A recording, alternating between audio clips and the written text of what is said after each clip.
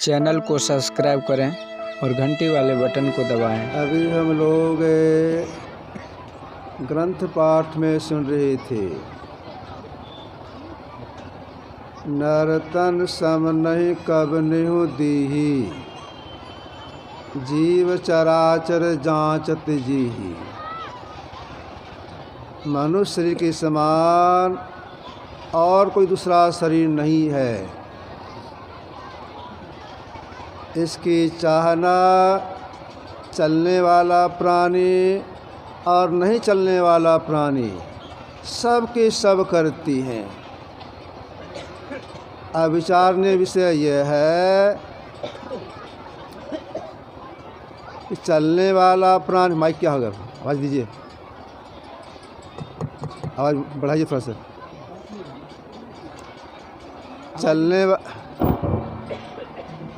उतना भी सीमित कीजिए।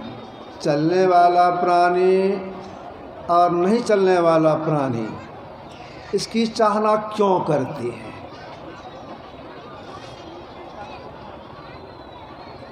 देखिए, इसकी चाहना क्यों करती है। यह जो हम लोगों का शरीर है, जो 5 तत्वों अर्थात धातुओं से निर्मित है, मिट्टी, पानी, अग्नि, हवा, आकाश, ये 5 तत्व हो गए। रस, रक्त, मांस, मेद, मज्जा, अस्थि, वीर्य, ये 7 धातु हो गए। यह जो हम लोगों का शरीर है बड़ा विलक्षण है। महापुरुष का वचन है, ब्रह्मांड लक्षणम सर्वदेह मध्य विवस्थितम साकार नश्यति निराकारो न नश्यति। इस शरीर में संपूर्ण ब्रह्मांड है, जिसमें साकार का नाश होता है, निराकार का नाश नहीं होता है। संपूर्ण ब्रह्मांड, करोड़ों ब्रह्मांड हैं, और करोड़ों ब्रह्मांडों में जितने देव और देवियां हैं सब इस शरीर के अंदर है। इसीलिए चलने वाला प्राणी, नहीं चलने वाला प्राणी उसकी चाहना करती है ऐसा विलक्षण शरीर हमको मिले।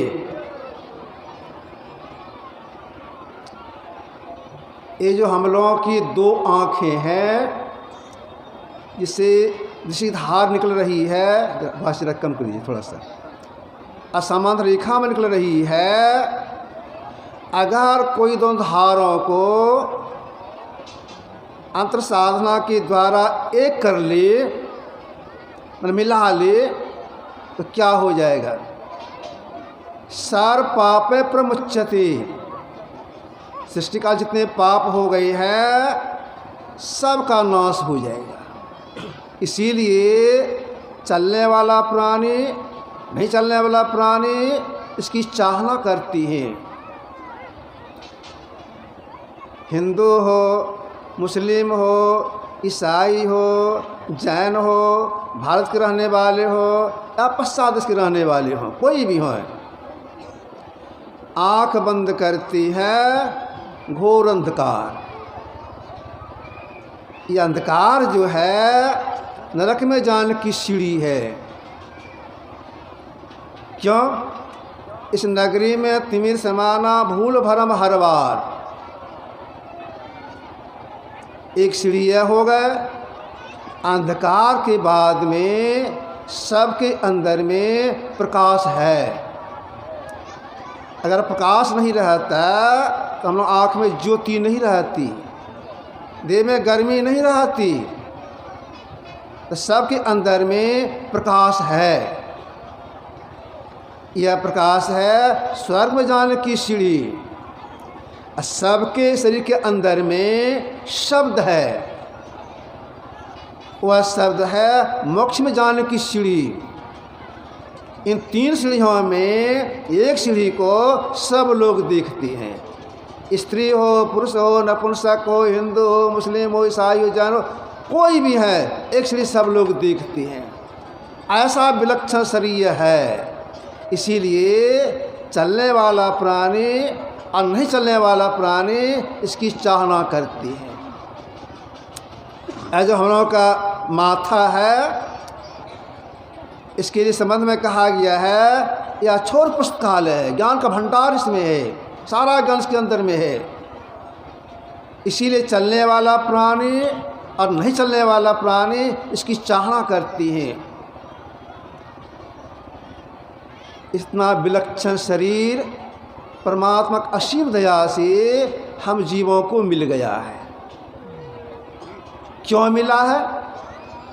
इसलिए मिला है, यह जो आवागमन चक्र में हम पड़े हुए हैं, दुखों को भोग रहे हैं, इससे सदा के लिए मुक्त हो जाएं, दुखों से छूट जाएं।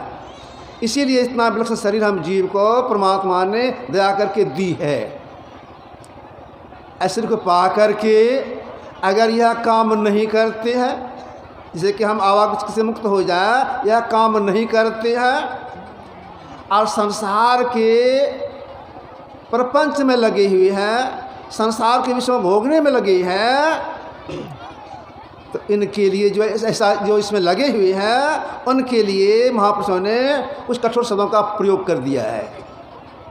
क्या कठोर शब्दों का प्रयोग किया है? तो अभी हम लोगों ने पाठ में सुना, सो तनु धरि हरि भजहि न जिनर होई विषय रत मंद मंद तर। इतना उत्तम श्री मिला हुआ है। ईश्वर भक्ति नहीं करती हैं, विषय भोगों भोगने में इसको खपा रही हैं, ऐसे के लिए कहा गया ये मंद मंद तर हैं, मतलब ये महामूढ़ हैं। क्यों कहा महामूढ़? उद्धरण के साथ कहा है। हम लोगों ने पाठ में सुना, कांच किरीच बदले तिल्ली करते डारी परस मनि दीही।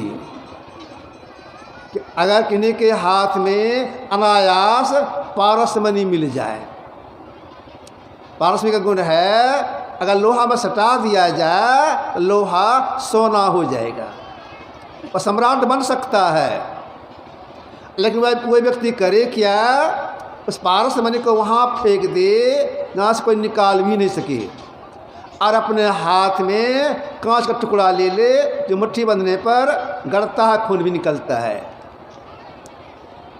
ऐसे आदमी को प्राय सभी लोग कहेंगे यह मूढ़ है, पागल है, बेवकूफ़ है।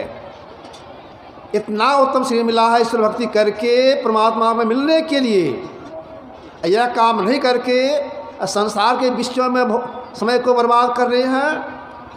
इसीलिए मंद मंद शब्द का प्रयोग किया गया है। तब करना क्या चाहिए? करना ही चाहिए, ये जो 5 विषय हैं इसका त्याग करना चाहिए, परमात्मा साक्षात्कार करना चाहिए। अगर 5 विषयों के सेवन में लगे रहे, परिणाम इसका क्या निकलेगा? तुलसीदास महाराज लिखा है, 5 परस रस शब्द गंध अनुरूप इनकर कहा न कीजिए बहुरी पराभव को। कार्य 5 विषयों का सेवन करते रहेंगे, इसको भोग करते रहेंगे, भवकूप में पड़े रहेंगे, मतलब आवागमन चक्र में पड़े रहेंगे, दुखों को भोगते रहेंगे। तब करना क्या चाहिए?